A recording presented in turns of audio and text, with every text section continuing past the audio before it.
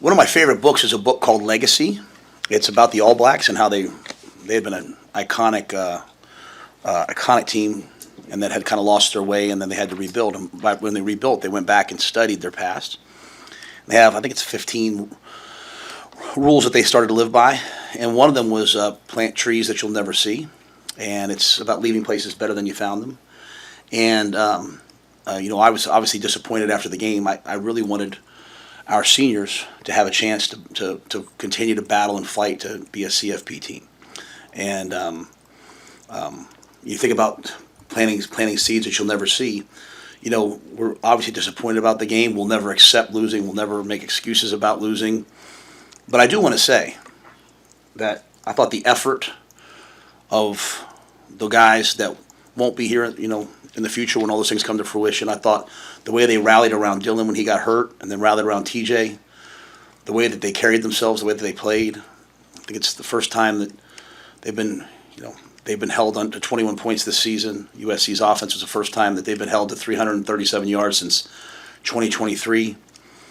I thought the way they fought and battled and competed for each other when they had some bad breaks, I think those are the things you can build off of. I thought what Troy Dannon and Courtney Gaucher and Brendan Meyer and our marketing team, everyone did with the blackout, will have a profound impact on what we're trying to get done moving forward. I thought our crowd, our student section, I'm standing out there with 5-star after 5-star after 5-star after 4-star after 4-star, and saying, look at that student section. Guys said, I've never seen anything like it. And while we're disappointed, we still show up the next day to work and we meet with all the recruits and we talk to them, and they're ecstatic about what they saw here. And so I do think it's important, while we're disappointed and angry and upset, to also be very, very, very grateful for that atmosphere, for that crowd, for that opportunity. And I'm really proud of, to be quite honest, I didn't sleep on Saturday night, and I came in to watch the tape first thing, and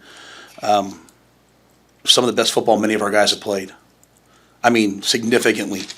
And so we're sitting here at a crossroads right now as a team. And it's an unbelievable opportunity for us. See, if you go back to my first year at the press conference, what do they call it, the Big Ten Media Days? If you remember, which I probably don't, I said something like, we have to learn to get people to respect Husker football again. And we've had a chance to play Michigan and we lost by 3 points. We had a chance to play USC, we lost by 4 points. So we have to chase those 3 points and those 4 points. We have to get better. We have to continue to recruit. We have to lift and run and do all those things. But I also think these next 3 games are some of the most important time for our team and for our program moving forward. This team, the guys that are here, they deserve to leave as winners. They've done everything we've asked them to do. And B, we have to on a national narrative, we have to become someone that people respect. And it starts with ourselves. When we respect ourselves and don't talk trash about ourselves and don't go out there and not do things right. Like when we do things at a high level, we show respect for our program and our future, then I think people nationally will. So I know for me this week, I'm going to do the best job I can for TJ Lateef, because leaders insert themselves in the point of friction to try to take stress off. And I know Sierra Wright, and I know Javen, and I know Deshaun, and I know Rocco and all those guys. Every single person in our organization is going to try to do a little bit more so that TJ Lateef can be successful. And I think we could be like an average team and just go out there and be disappointed, that we lost last week and have a bad week, or we could come together and unite. And so I told our guys, either you're in or you're out, and they've all said that they're in. And I would say that to everybody. It's going to take every single one of us. But people nationally will never respect us until we respect ourselves. And I'm talking about our conference, the decisions that they make. I'm talking about the national media. I'm talking about fans. I'm talking about recruits. We have to, in my opinion, at this time, come together and absolutely continue to sow seeds that will manifest themselves in the future. So I wanted my team to hear that. I believe 100% in TJ and what he's going to get done.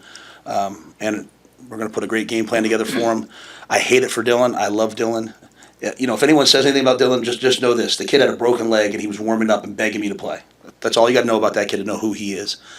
I got home that night. I didn't know when I was sitting here with you guys. I thought he had an ankle sprain. And I got home and literally my daughter was the first person to tell me, because I go one way and my daughters were walking through, and they found out as he found out in the training room, and the doctor called me to tell me what character, what toughness, and I'm very grateful for him. grateful for like the O linemen who haven't gotten reps at tackle, and also they have to go out. Tyler has to go out and play tackle. So we'll come together as a team this week. Sorry for that being so long, but I thought I needed to at least address the positives from Saturday. Does Dylan need surgery? Like, what is his road ahead? Dylan will have surgery this week. What is it exactly? Broken fibula. Right. Is that like, how many months would you say it's like full? I don't want to start talking like I'm the doctor. I know what they told me. They said if it could be surgical, could be non-surgical. They said something like 8 to 12 weeks, but I don't want to start getting into all that. But it is surgical. It was recommended surgery, so it's not like it's like a hey, battle your way through it type deal. Would he travel to UCLA? He'll be having surgery. Yeah. He was out there at practice last night, working with TJ, and wants to be a part of everything. But the most important thing for him right now is to get healed. So he wants to go to UCLA, and I told him he can't go. Regarding TJ, what are the key questions in your mind as you get ready for the week? I think making sure that we put together a plan that he's comfortable with everything that he needs to do. As I said, I think guys are going to have to do a great job of being strong around him. But I mean even in the game, like he came out with a check on down in the red zone, and he checked it. He saw 0. He checked it to a tunnel screen. Jacory's wide open. Is going to walk in. He just dropped the snap, and so he's mentally though at a really really high level. And so he just needs reps. When you're the backup quarterback, you're getting reps, but not as many. And so now he needs reps. Jalen needs reps, and anybody else we use at quarterback will need reps this week.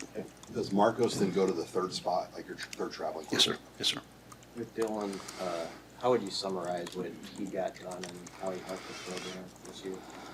Yeah, I mean, I thought, I think Mitch asked me a great question, and I didn't know how to answer. Like, hey, I thought we were in a great spot in that game. Like, we had done a great job of establishing the line of scrimmage, running the football, not taking sacks, and I felt like, we got to that point where, like, hey, we were going to be able to really kind of open up in the second half and kind of take off. And, but Dylan, to me, when Dylan decided to come here, he legitimized coming to Nebraska on the national recruiting scene, and that's allowed us to get other big-time players. He played as a freshman, which is, you have all the accolades and you take all the arrows. He came in this year. He was better. He was in better shape. He's grown as a leader. And as miserable as this time's going to be for him, this is a really good time for him as well. He's going to have a chance for once to sit there and watch. I think that's really valuable for when you don't have the pressure of playing. You get to sit there and watch and learn. I know he'll be involved in game planning and ideas, and he'll rally around TJ. I mean, it's just such a. I got a text from TJ's dad saying, hey, on behalf of our, please don't let Dylan know how much we care about him. Then I get a text from Dylan, can I please go travel for TJ? And then it's just he's just such a great teammate. And if you watched it, after he got hurt, every single player on our team, I think, went up to Dylan and hugged him and said, hey, we got you. And no one knew what it was at the time. They just thought it was an ankle. So I think when you have a player that gets that much notoriety and accolades, and he's as humble and as team as Dylan is, it sets the tone for everybody in the building. How did TJ win the backup job back in training camp? And you've been through this before with true freshmen in other places. How do you prepare a true freshman for this season? Yeah, I think. I think he's really smart. So he was always on time, always knows the progressions, always knows the checks. So you can trust him in those things. He's got amazing arm talent. He can spin it, and he can run. He can move. So I think when you're playing, young players. Pat Stewart had mentioned this to me like a couple weeks ago, just in the NFL. One of the guys he was with the Patriots with had said, if you want to draft a quarterback and play him young, he better be able to run because the game goes fast and you have to move. Even in the game the other day, you saw TJ was able to run some zone read RPO plays. The guy wasn't open. He was able to run. He was able to run on some plays, and so I think he was able to just kind of bring a little bit of all that to light. And so this week to me is not about TJ. At least my message to our guys. It's about everyone else making this where every single person has to do their job at such a high level that TJ can just do his job and not try to do anything more. But TJ can do his job. He's an excellent player, and I think everyone's going to see him play really, really well. How do you go about starting to talk with him or prepare him at all for not just the fact that it's his first start, but that it's at the Rose Bowl right where he grew up. Yeah, I think we have, is it 8 guys? 8 guys? 6 guys, excuse me, going back home, to California, which I think is cool. And I think California is an area we want to continue to recruit. USC, we were before the game, we had a bunch of kids from California. USC's coaches were kind of creeping over to them. I told them, get away from the guys. I mean, good for them. Those are great guys on that coaching staff. I don't mean that in any way other than just being funny. But I think it's going to be exciting for TJ. One of the things that has impressed me the most about him since he's been here is just his humility. He's just one of the guys. He's just a great young man. I mean, he gets good grades. He's never on a list. He's never in trouble. His family's awesome, and so I coached him on Sunday like he was a veteran. I mean, I showed the opportunities we could have had. Hey, if you do this, because I want him to know that I have so much confidence in him that I'm going to coach him like Dylan. And Sam asked a great question after the game where he said, hey, maybe could you guys have taken a couple more shots?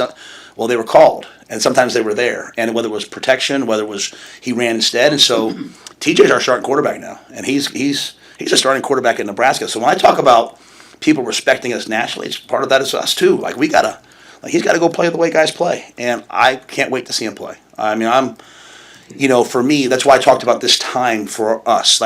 Okay, Matt, you think you're a good coach? Okay, Dana, you think you're a good coach? Now go do this. Go win these games. Go take a freshman on the road twice and come back and play your rival.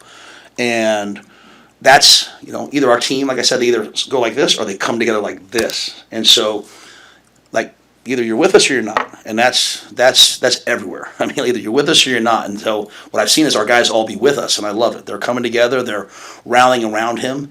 And it would just be so average, Mitch, to go out there and be like, well, we got a freshman quarterback, and it is what it is. No, we're not doing that. We got TJ Lateef, and we're going to rally around him.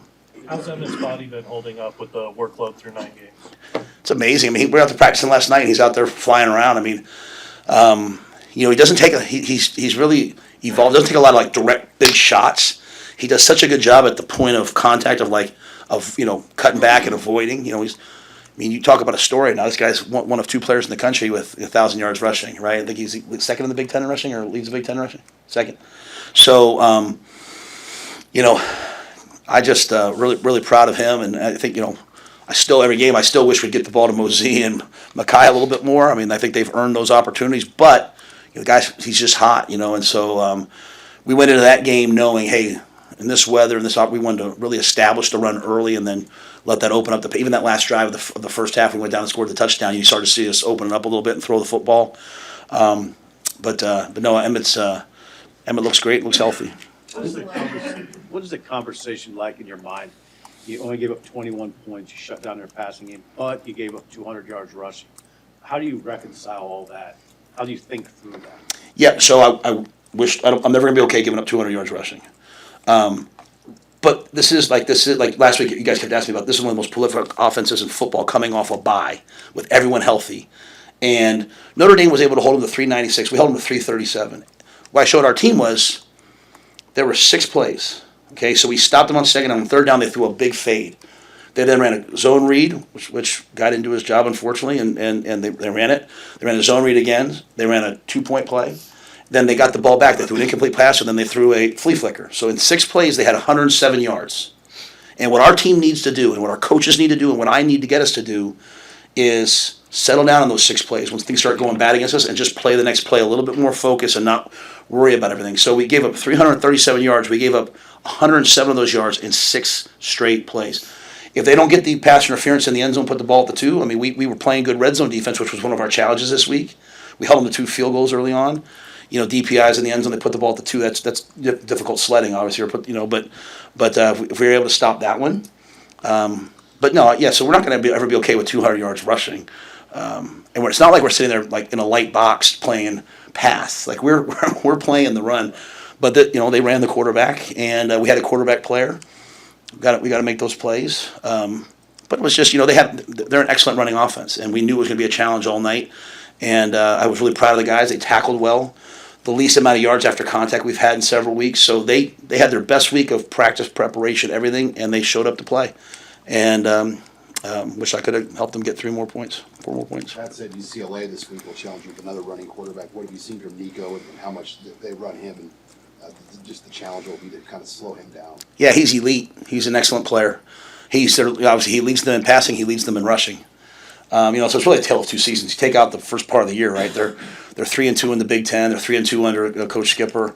The Penn State game, he was their leading rusher. He willed them, and it was really not even design runs. It was drop back, quarterback scrambles versus man and versus I wouldn't even not even like undisciplined passing lanes. He's just that athletic.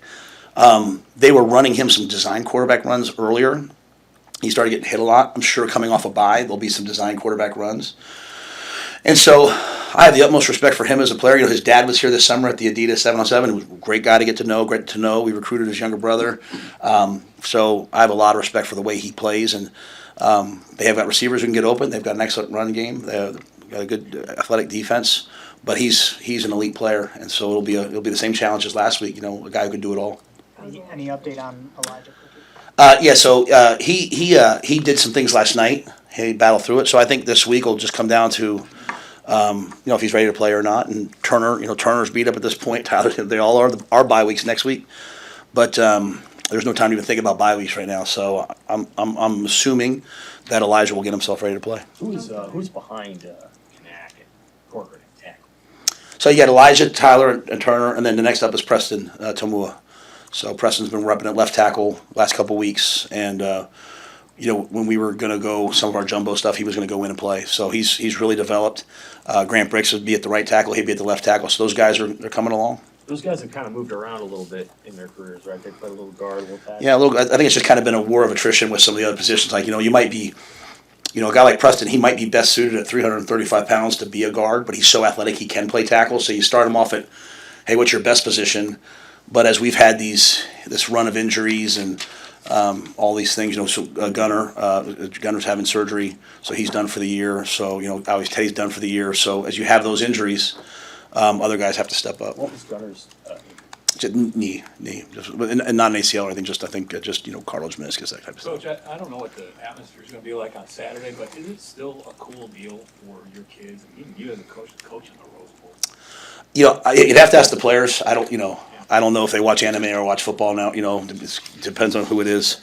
I was a GA at UCLA. It was one of the best times. Julie and I had no kids. We were so poor. We didn't have enough money to this is true now, get the pilot light turned on in our house. So we had no heat, no electricity, but you didn't really need it. We had a 1-bedroom apartment. I got a little motor scooter because you could park for free on campus. She was the breadwinner. She had a great job for us. And it was just her and I, and so I finished my master's degree at UCLA. I met some amazing people. I loved it there. I got to meet John Wooden, and just got to sit there and talk with him. Just one of the most, I was raised on Joe Paterno time, and so the thing started at like 8 a.m. and so I was there at 7:30. Not a lot of other people were there at 7:30. So he spent like 20 minutes talking to me where I was from, and at the end of it, there was 200 people in the room. And as I was walking out, he said, "Give my best to Julie, Matt." Like just the most amazing man. So, yeah, for me, going back to UCLA and going back to the Rose Bowl, as a player at Penn State, we went to the Rose Bowl. I didn't play in the game, but I was there. And then I had a chance to coach there under Coach Snow. It'll be awesome. And I worked with Kelly Skipper, Tim Skipper's brother. He was our running back coach. And so I think Tim's doing a great job. And Jerry Neuheisel, the OC, is doing a great job. So they've got things rolling. So it'll be an unbelievable battle, an unbelievable challenge. You mentioned watching back the film, there were some guys you felt were playing their best football. Any specific guys that stood out in that? Yeah, I'd say across the board on defense. I mean, it was by far defensively I don't want to single anybody out because like Rex Guthrie made plays, Donovan Jones made plays, our linebackers all made plays, our D-line came off striking, getting off blocks. I mean, you saw Keelan flashing, you saw, Petchak, I think you could see him really accelerating his, he's got it figured out now. So, when I talk about planting seeds, like those guys, like they played early, they try to figure it out. Now you're starting to see it come to fruition. I thought our offensive line, to have 188 yards rushing and literally in the second half, it was just like they put everyone down there and we still continue to make plays. I was proud of them. Luke Lindemeyer, and just across the board. Ja'Cory, you wish Ja'Cory had more production because he was wide open a couple times, but just couldn't quite make the plays happen. But they all flashed and played hard, and so we'll have to just do it again, but do it better this week. After Minnesota, you said good teams don't lose back-to-back games. By the way, as a great coach, Steve Kerr always says. What's the message that you have for the team this week? Yeah, so, to me, why do you lose back-to-back games when you're still living in the past and you're letting that upset you, letting a loss, they always say as coaches, like, don't never let a loss beat you twice. You're thinking about last week. We quickly moved on from last week. No, we went through the tape. Like, we came in, we practiced, and that's why I say I didn't sleep that night, right? Because it's like, I always say to myself, if I feel that way, like after Minnesota, I was angry. I wanted to fight somebody because of the way I thought we had conducted ourselves.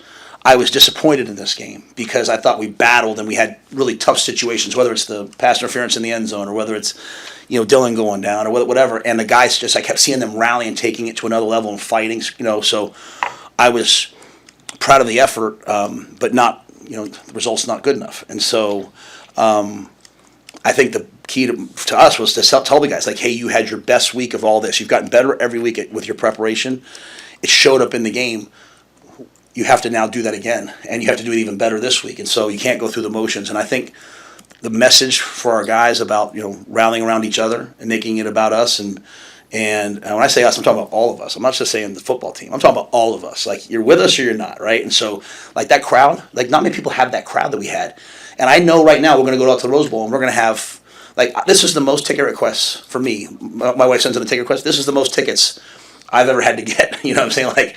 Like, because everyone's excited to be there, and then we have friends out there, and people are going out. So I just know that it's an unbelievable opportunity, and we're going to be grateful for the fact that we get a chance to go play a hot UCLA team in the Rose Bowl, 8:00 at night, in front of a huge Husker crowd. So I think it's not living in the past, but just always saying what's next and moving on to the future and being grateful for the future that you have. Back to the key fourth down situation in the previous game. Mm-hmm. Why was the first time out on that sequence called? So, great question. So, we had decided that we were going to come out and we thought we could make them jump. You know what I'm saying? So we said, hey, we're going to go out there, we're going to do it, we're going to try to make them jump. And they didn't jump. And so I didn't want to take the 5-yard penalty and punt it. I said, hey, we're probably going to go for this. And then just, the reps and the things that TJ had done and all those different things, it just felt like, as they were talking, I just felt like, you know what, take the points here. Was that the right call? Well, it didn't go through the uprights, right? So, I said in front of the team yesterday, I said, hey, I have to own that I made that call and I made that decision.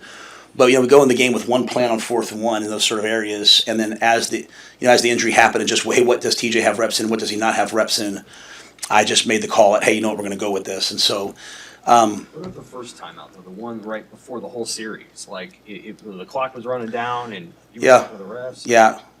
Well, no, that had nothing to do with the refs. I thought they should have pumped the clock, right? Because they had shoved one of our players down. There was some stuff going on. I just thought they'd pump the clock. And so, getting the play call in, he's using the wristband, getting it out, all those different things, them all being lined up. And so I was yelling at the ref to pump it. Like, they pump it. They whatever. It doesn't matter. They pump it most of the time, and they didn't pump it. And I'm sitting there. So then he got the snap off in time. So again, I have to own, but I just didn't want to take. I thought we were in good position, and with him on the plus side of 50, I said, I'm going to use this timeout. I'm gonna just settle it all down. At the end of the day, I hate using timeouts. I usually just take the penalty. At the end, I don't know that the penalties hurt us because we still had the ball with a chance to go in, and but it still wasn't what I would have liked. But sometimes when you guys ask me those questions, I'd have to start throwing people under the bus. Well, this guy didn't get this, and I don't really want to do that. So I'd rather just say it's me.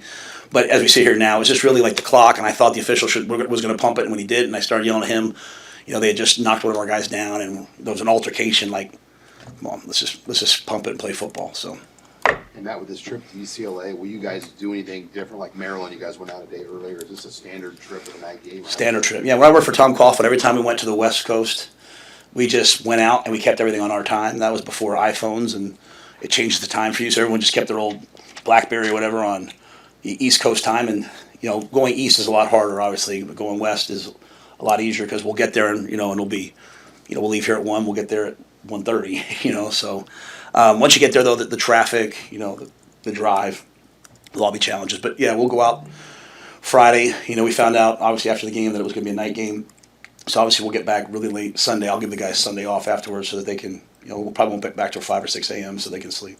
With TJ, you've mentioned before Glenn Thomas holds those guys, not Dylan, to the same standard as Dylan, how much is that useful at this moment, I guess? I think it's great, and you know, there's our process. A lot of guys when they come in, they're struggling with it. They're used to like, hey, in a period, hey, we'll give 10 reps to the ones and 4 or 5 reps to the twos, and we don't do that. We give equal reps to the ones and twos, and I think you can see why now, right? Because now you have your backup right tackle, you have your backup left tackle, you have your backup quarterback, and thankfully they've been getting reps all year, so they've been trained. Now in game week, the quarterback gets a few more reps, so I'm hopeful this week. And we'll probably give TJ some more reps this week just to make sure he feels really good about everything that we're doing. That's, I told the team last night, like, hey, I know it was a late game, but we're going to go out and practice tonight. I think TJ needs that, and every guy was like, yeah, they do. Hey, you've talked a lot about Sierra, so has John, but can you comment on the job that he did on Lemon Saturday night, and how maybe it's sometimes hard to judge him because the stats aren't there since nobody's throwing at him? Yeah. I think when you're a really good corner, a really good DB, you shouldn't have a lot of stats. Now what happens is sometimes in college football, there's a lot of teams that play a lot of zone coverage, and so guys will have 4 or 5 picks. You see it sometimes when guys come up in the portal. To be quite honest with you, Mitch, like they'll say this guy has 6 picks, and you watch him, and then you watch his man-to-man reps. You're like, wait, he's not really a great cover guy.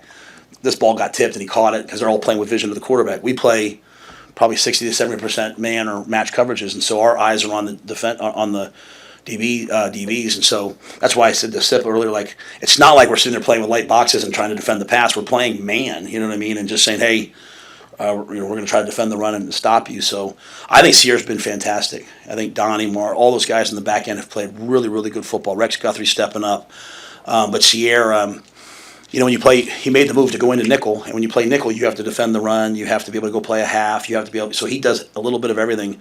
But Mekhi Lemon's one of the best players in the Big 10, in the Big 10, and I thought Sierra played him really well, and really proud of him. Has Merritt been dinged up? Dawson Merritt? Yeah, he was questionable for the game. Got banged up last week in practice, so I'm hopeful maybe we can have him this week. I am not sure though as of right now. He didn't go last night. We'll see if he goes tomorrow. Was Cortez Mills there last week too? Yeah, he was. I believe he was out there at one point. So. What about Quinn Knight? I just pulled his hamstring late in the week, so he was. We warmed him up before the game, tried to get him moving around, and just wasn't able to go. Anything else, Coach? All right, thank you guys.